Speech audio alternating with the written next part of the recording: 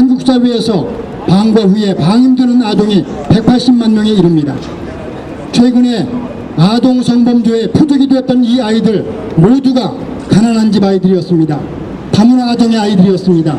한부모 가정의 아이들이었습니다.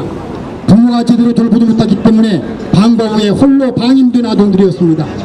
자기 스스로 보호할 능력이 없는 이 아이들 혼자 방임되고 나서 이 아이들이 범죄의 표적이 된 것입니다. 따라서 정부의 아동 성범죄 방지 대책은 CCTV를 설치하고 경찰을 배치하고 하는 것을 통해서는 결단코 해결될 수 없습니다.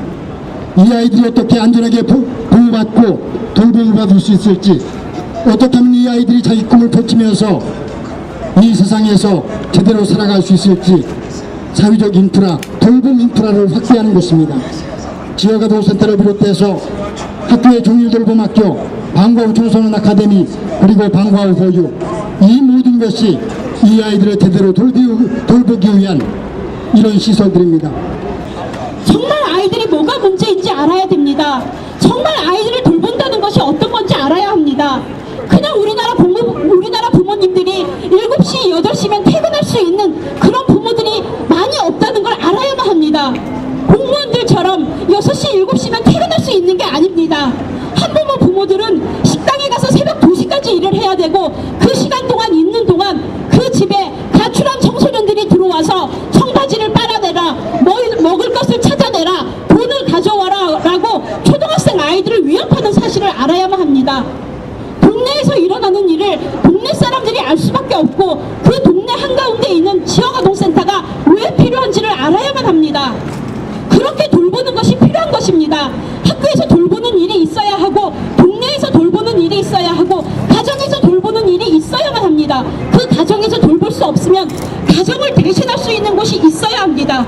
그것이 바로 지역아동센터입니다.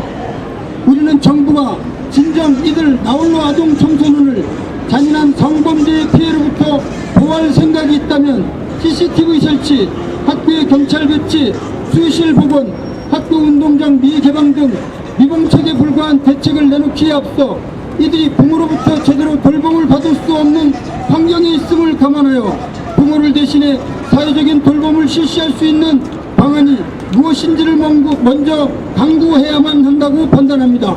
따라서 우리는 나홀로 방임아동이 제대로 돌봄을 받을 수 있도록 지역아동센터 등 돌봄시설을 대폭 확대하고, 나아가 이들이 제대로 돌봄을 받을 수 있도록 이들 시설과 프로그램에 대한 재정 투자를 확대할 것을 촉구합니다. 정부는 사회적 돌봄이 필요한 아동 청소년을